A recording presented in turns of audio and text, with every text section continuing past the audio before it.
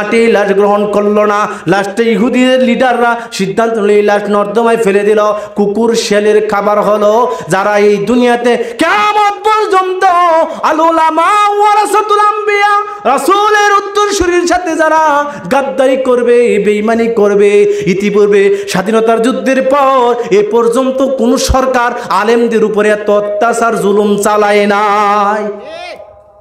কোন আলেমকে কোন সরকার গলায় রশি ঝুলায় মারছে? বাংলাদেশে এই 15 বছরে মারছে। এদেশের বিশ্ব তাফসীরকার সারা পৃথিবীতে যার নাম স্বর্ণাক্ষরে লেখা আছে, কে কওমি, কে আলিয়া, কে আওয়ামী লীগ, কে বিএনপি, কে জামাত, কে চরমোনাই, সকলে একমত আল্লামা দেলার হোসেন সাঈদীর সাথে তাদের কোনো আপোষ নাই।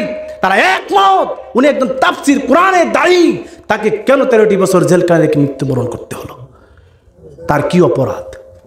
কোন সুদের মামলা আছে? শুধু মিথ্যা বানোয়াট মামলা দিয়ে 13টি বছর জেলে রেখে মৃত্যুবরণ করালো। এদেশে আলেমদেরকে, যারা এদেশে লক্ষ লক্ষ যুবকের কর্মসংস্থানের ব্যবস্থা করে দিল, যারা লক্ষ লক্ষ মানুষের খেটে খাওয়ার রাস্তা তৈরি করে দিল, তাদেরকে হত্যা করা হলো। যে কথা বলেছে রাতের অন্ধকারে বাড়ি থেকে তুলে নিয়েছে। আরে ভাই, আমি তো ছোট্ট একজন মানুষ, আমিও তো বাড়িতে থাকতে পারি না। সরিষা ক্ষেতের দিন সরিষা খেতে যায় বসে রয়েছে। কি অপরাধ ভাই? থানায় যেয়ে খুঁজে দেখেন আমার নামে কিছুই পাবেন না। আমার গ্রামে খবর নেন, একজন মানুষ বলতে পারবে না। আমার মসজিদে বলেন, আপনাদের মসজিদের ইমাম সাহেব যদি একটি বিড়ি কালি টান দেয়, আপনার ইমান রাখবেন? যদি শুনেন আপনার মসজিদের ইমাম সাহেব পরকিয়া করে, রাখবেন? যদি শুনেন আপনার মসজিদের ইমাম সাহেব দাঁড়িয়ে প্রস্রাব করেছে, একদিন রাখবেন? নো, ইম্পসিবল, হতেই পারে না, অসম্ভব। তাহলে একজন ইমাম যদি দাঁড়িয়ে একদিন প্রস্রাব করলে তাকে ইমামতিতে না রাখেন, একজন ইমাম যদি একদিন বিড়ি টান দিলে যদি তার ইমামতিতে না রাখেন, একজন ইমাম যদি একদিন শুনেছেন পরকীয়ার সাথে লিপ্ত, তাকে যদি ইমাম হিসেবে না রাখেন, তাহলে বোঝা গেল এই কাজ করে না বলে তাকে ইমাম রাখছে।